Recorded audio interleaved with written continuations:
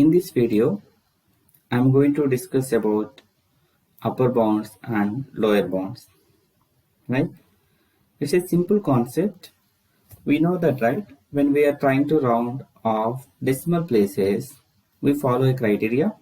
So the next decimal place is greater than or equal to 5. We add 1 to the previous decimal place, and if it is less than 5, then we keep it as it is. For example, I have something like 7.835. Let's say we have 7.835. So if I ask you to round this to two decimal places, what we write? We write 7.84, right? And if it has 7.836, still we write it as 7.84. If it is asked to write in three significant figures, right? 7.837, I will write the same. 7.84, right? And 7.838, I will write the same. 7.84, 7.839, I will write the same. 7.84, and so on. But what about 7.834 is there? Then the value is different. So it will be 7.83 because this third decimal place is less than 5, so that we write 7.83. We do not add 1 to 3. That means from 7.835 right, we add up to 7.839, 7.84, right? We can go 7.841, 842, 843, 844. We can go up to 44, right? So all these will give you the value of 7.84. Then how to know that what exact value we is rounded to this number? We cannot get it, right? So when you know that a number is rounded to three significant figures or to certain number of decimal places, so it will have some range of numbers. What is that range of numbers? The range of numbers will be from 7.8352 up to 7.845, but not equal to 845. If it is 7.845, then what you'll get? This is 7.85. That means the limits of this 7.84 is up to 7.845 but not equal to 7.845, and the lower limit is 7.835. So from 7.835 to 7.845, we can write it as 7.84 to two decimal places or to three significant figures. So what are the upper and lower limits here? So the lower limit is, this is the lower limit. This lower limit is known as lower bound. And what is the upper limit? This is the upper limit. This upper limit is known as upper bound. But we know that this 7.845 we cannot take. We can take up to 7.845. I mean to say that 7.844, 8445, 8449, right? We can go up to 7.845, but we cannot take 7.845 because beyond 7.845 it becomes 7.85. So that means this 7.84 has the limits 7.835 is one limit. So either 7.835 is equal to a 7.84 or greater than of 7.835 will be equal to 7.84 up to 7.845, but it is not included. 7.845 is not included because 7.845 becomes 7.85, so that we can take up to 7.845. Here this one is known as lower bound and this one is known as upper bound. So lower bound, and what is the number we take here? Up to upper bound. Then how to get this lower bound and upper bound? Let us see some examples. Mass of an object is 70 kg rounded to the nearest 10 kg. Pause for 1 second and try to answer this question. So now what to do here? To the nearest 10 kg, this will give you the accuracy that has been maintained while measuring this weight, this mass, right? So what is the accuracy we have here? We have to take the half of the accuracy. Okay, take degree of, this is called degree of accuracy in other words. Okay, degree of accuracy, and take half of the degree of accuracy, that is half of 10, that is 5 kg. Right, now add this 5 kg to the 70 and subtract 5 kg from the 70. That will give you lower bound and upper bounds. To get the lower bound, LB means lower bound. Lower bound, you get it from 70 minus 5, that is 65 kg, and upper bound is 70 plus 5, that is 75 kg. So that means the mass is, it lies between 65 kg and 75 kg. I hope it is clear. Up to 75 kg but not equal to 75 kg, so that it is less than 75 kg and greater than or equal to 65 kg. Right, now let us see this. 48 meter is measured to the nearest 1 meter. Pause for 1 second and answer this question. Now you see here, so we have 48 meter, right? So what is the degree of accuracy? 1 meter. So half of 1 meter is 0.5 meter, right? So now add 0.5 meter to the 48 meter to get the upper bound. So that upper bound is 48 plus 0.5, which is 48.5 meters. And what is the lower bound?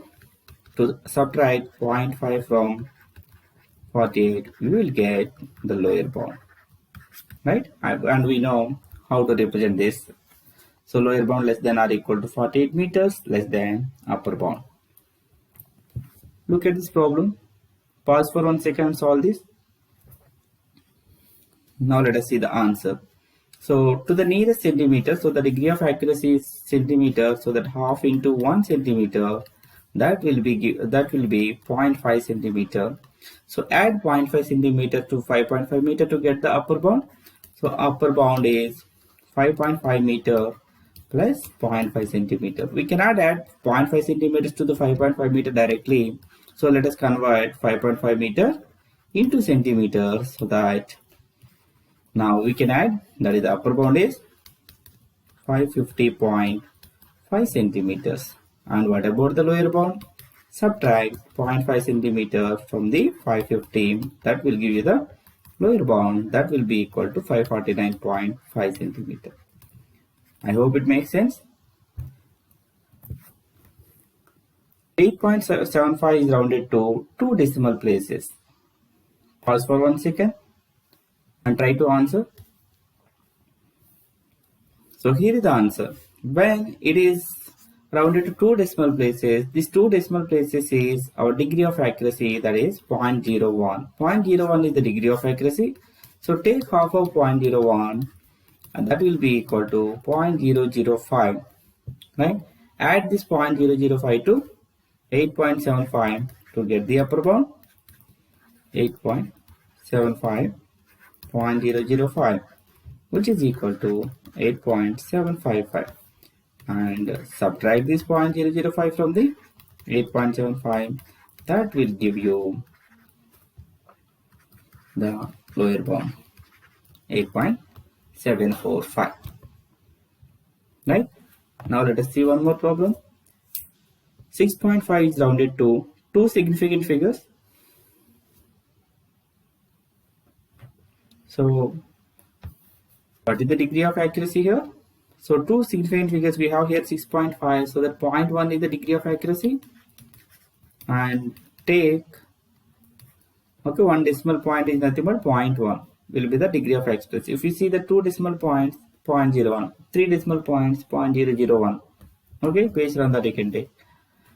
So now the degree of accuracy is 0.1, now half of it is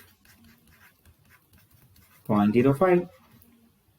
Now add this 0.05 to 6.5 to get the upper bound. So that 6.5 plus 0.05, which is equal to 6.55. What about the lower bound? To get the lower bound, subtract 0.05 from the 6.5. That will give you 6.45.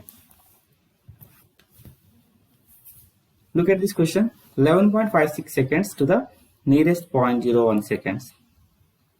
So pause for 2 seconds and try to answer this. So the degree of accuracy is 0.01 seconds. So the half into 0.01, that will be equal to 0.005 seconds. Right? Add this 0.005 to the 11.56 to get the upper bound. That will be equal to 11.565 and lower bound 11.56 minus 0.005, which is equal to 11.555. Right? So this is upper bound and this is lower bound. Let's see one more problem. The speed is 75 km per hour to the nearest 10 km per hour. So what is the accuracy here? 10 km per hour and half of it 5 km per hour. So add this to 75 km per hour to get the upper bound, that is 75 plus 5, which is equal to 80 km per hour. And the lower bound is 75 minus 5, that is 70 km per hour is the lower bound for the measured speed. I hope it makes sense. Let's see one more problem. So in a journey, speed is 65 km per hour measured to the nearest 10 km per hour and the distance is 290 km to the nearest 10 km. What is the least possible time of the journey and what is the highest possible time of the journey? Pause for 2 seconds and try to answer. So in order to see the least possible and highest possible times, so we know that time is nothing but distance by speed. So first let us try to find out the upper and lower bounds for distance and time, distance and speed. So what is the upper bound here? Upper bound is for the distance we have 290. So 290 plus 5 km, that is 295 km is the upper bound. And what is the lower bound? 290 minus 5, which is equal to 285 km is the lower bound. So what about speed? For the speed, so it is 65 km per hour measured to the nearest 10 km per hour. So half of 10 is 5. Add 5 to get the upper bound, that is 65 plus 5 is 70 km per hour. And to get the lower bound, just subtract 65 from the 5, you will get 60 km per hour. So now we have the values of lower bound and upper bounds are both distance and speed. And we know that the time is nothing but distance by speed. We know that the time is nothing but distance by speed.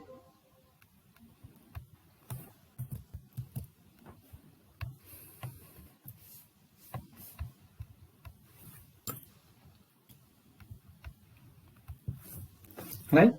Time is the distance by speed. So now to get the least possible time and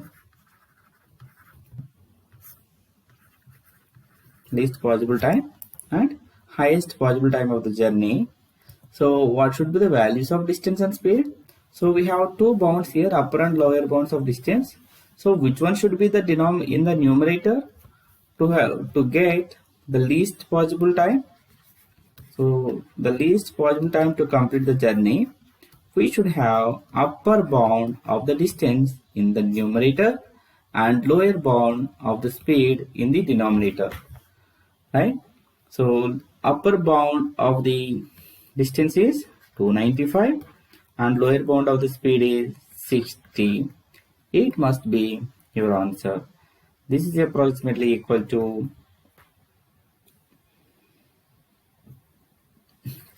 455 by 60 hours. You can simplify it. You will get 411 by 12. Right? So what is the highest possible time? Highest possible time, you will see that,